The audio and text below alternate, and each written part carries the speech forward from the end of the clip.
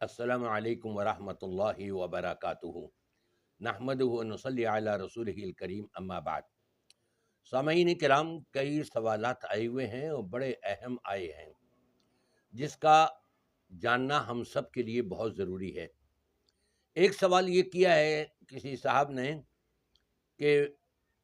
وطر امام کے ساتھ پڑھے بغیر نکل جانا درست ہے یا نہیں۔ دیکھیں، اس کی دو صورتیں ہیں۔ مثال کے طور پہ اس نے ابھی 6 رکعتیں پڑھی تھیں، ابھی اس کی تراویحوں کی، تہجد کی یا قیام اللیل کہہ لیں، اس کی نماز باقی ہے، اور وہ وطر میں شریک نہیں ہو رہا کہ بھئی میں اپنی پوری کروں گا، اس کے بعد پھر وطر پڑھوں گا، کوئی حرج نہیں ہے۔ یا اس نے 8 رکعت پڑھ لی پوری، جو سنت رسول ہے، نبی کریم صلی اللہ علیہ وسلم نے جو 8 رکعت پڑھی تھیں، اور جو حنفی علماء کے بڑے بڑے بزرگوں سے بھی ثابت ہے، ان کا اعتراف ہے کہ نبی نے 8 ہی رکعت پڑھی تھی۔ اب اگر کوئی شخص اپنی 8 رکعت پڑھ کے اور پھر وطر امام کے ساتھ نہیں پڑھ رہا، نکل جا رہا ہے اس نظریے سے کہ نفلی نماز ہی تو ہے نا، میں چلو ذرا کچھ اور پڑھ لوں گا، آج طبیعت چاہ رہی ہے اور زیادہ پڑھ لوں، کوئی حرج نہیں ہے۔ بعد میں آخر کے اندر وہ وطر پڑھ سکتا ہے، اس کے اندر انشاءاللہ اس کے لیے کوئی گناہ نہیں ہے۔ وطر کے بعد نوافل پڑھنا، دیکھیے نبی کریم صلی اللہ علیہ وسلم کا فرمان ہے کہ تم اپنی رات کی آخری نماز وطر کو کرو۔ آخری وطر ہم نے پڑھنے ہیں۔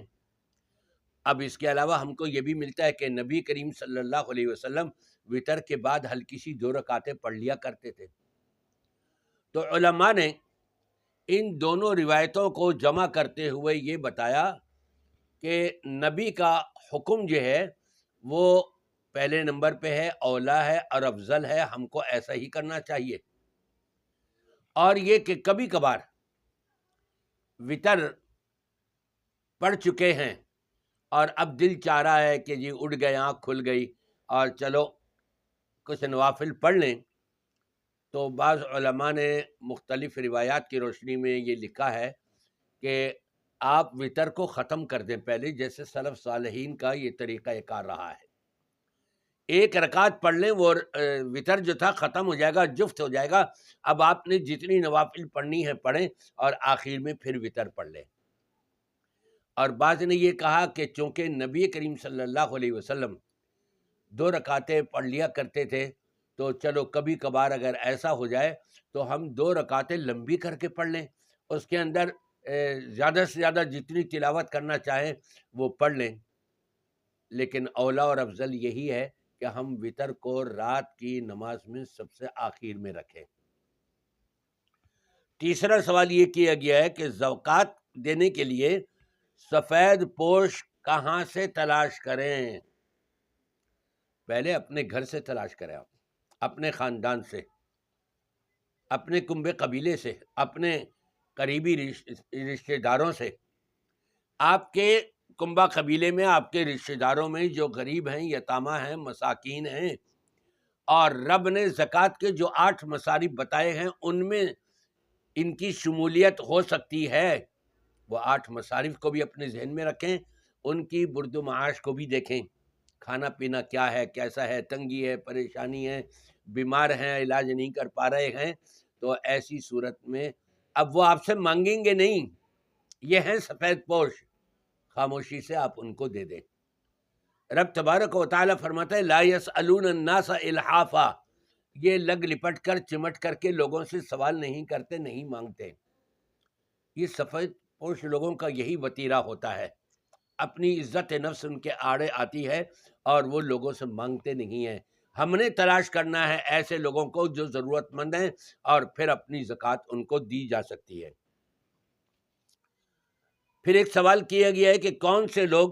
جہنم سے آزاد نہیں ہو سکتے اس رمضان المبارک کے مہینے میں بھی؟ دیکھیے، ظاہری بات ہے، جو بھی اللہ اور اس کے رسول کی نافرمانیاں کر رہا ہے، روزے بھی رکھ رہا ہے،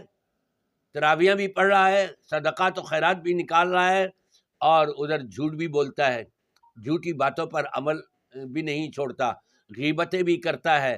اور بہت کچھ گناہ بھی ساتھ ساتھ کرتا چلا جا رہا ہے، نمازیں بھی آگے پیچھے کر دیتا ہے، تو ظاہری بات ہے نبی کریم صلی اللہ علیہ وسلم نے فرمایا من لم يدع قول الزور والعمل به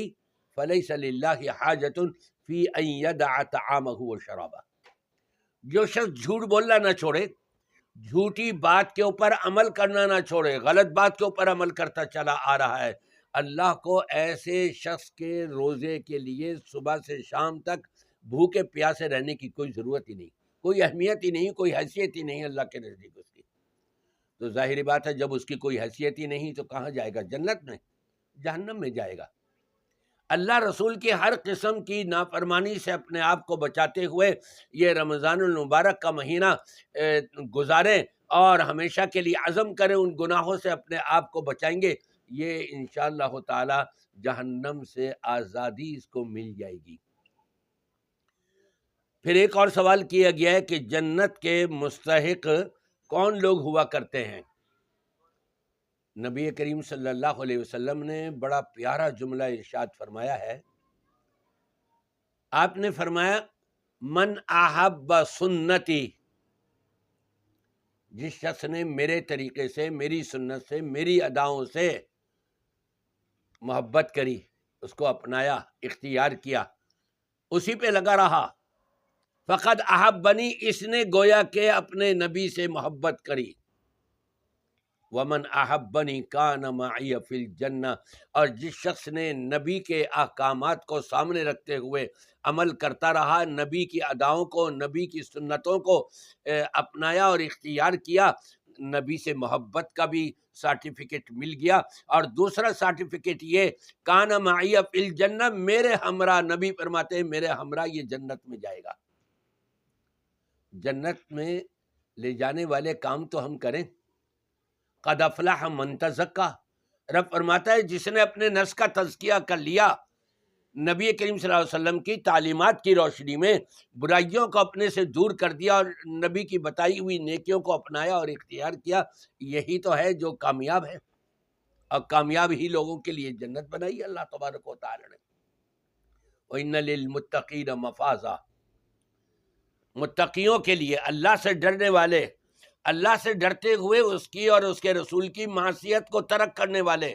اللہ سے ڈرتے ہوئے اللہ اور اس کے رسول کے احکامات کے مطابق زندگی گزارنے والے، یہ متقی ہوا کرتے ہیں، اور متقیوں ہی کے لیے اللہ نے کامیابی رکھی ہے اور انہی کے لیے جنت رکھی ہے، یہی لوگ جنت میں جائیں گے۔ لہٰذا ہم کو چاہیے کہ ہم تقوی ظاہری ہو باطنی ہو اس کو اپنائیں اور اختیار کیے رکھیں۔